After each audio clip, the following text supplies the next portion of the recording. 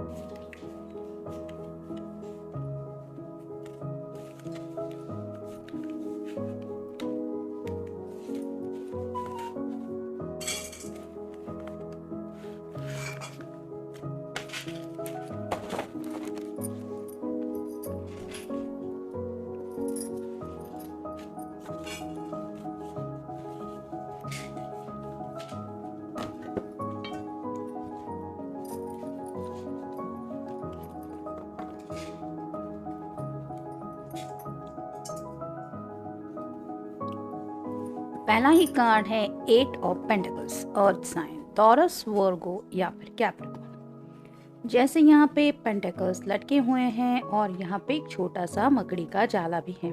आप जूम करके देखेंगे तो शायद आपको क्लियरली दिखाई देगा ये कार्ड। यहाँ पे जो जाला है वो वैसे ही आपके पर्सन को लग रहा है कि शायद उन्होंने आपके बारे में कुछ दिन भर में सोचा था, लेकिन काम के बीच में हो सकता है उन्हें आज दिन भर में इतनी फुर्सत नहीं मिली कि वो आपके साथ वक्त बिता पाए या फिर आपसे बात कर पाए।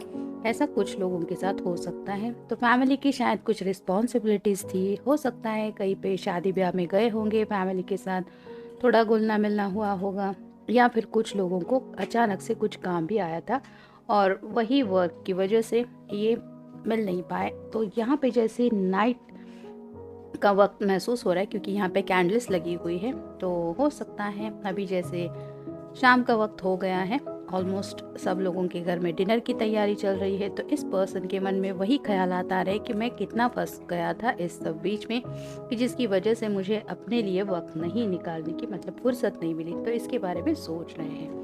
फिर है 6 of cups, water sign, Cancer, Scorpio या फिर पाइसेस।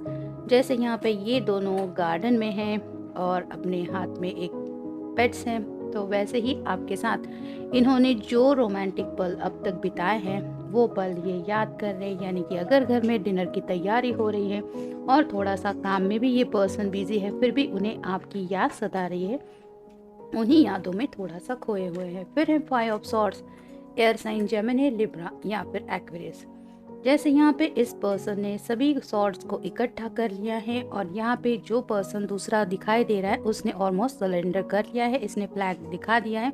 तो वैसे ही शायद किसी के साथ इनकी थोड़ी बहस भी हुई हो सकती है दिन भर में। अगर काम करने को मतलब संडे होने के बावजूद कुछ ऑफिस का वगैरह काम निकल आया था, तो हो सकता है उसी काम की वजह से इनकी किसी के साथ बहस हो गई और उसी बहस को भी ये थोड़ा याद कर रहे हैं कि खामखा इस पर्सन ने मुझे आज दिन भर में काफ़ी ज़्यादा तकलीफ दी। शायद वो बातें, वो तकलीफ क्या है, ये आपसे शेयर करने के बारे में भी सोचा जा रहा है।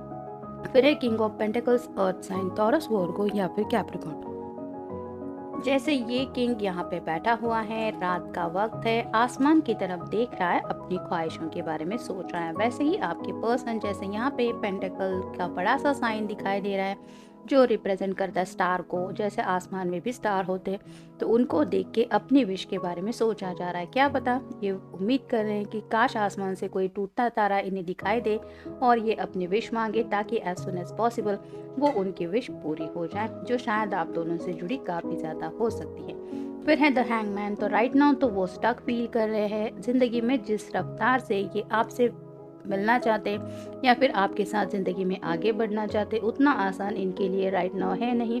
और वो क्या क्या बातें हैं जिनमें ये उलझे हुए हैं, जिन बातों में इन्हें मतलब उलझनों में हो सकता है, काम में हो सकता है, कुछ जिम्मेदारियों में हो सकता है, जो भी बातें हैं जिनकी वजह से ये स्टक फील कर रहे हैं, उन सब बातों के बारे में सोचा जा रहा है। फिर है 4 of pentacles, earth sign, Taurus, Virgo या फिर कैप्रिकॉर्न।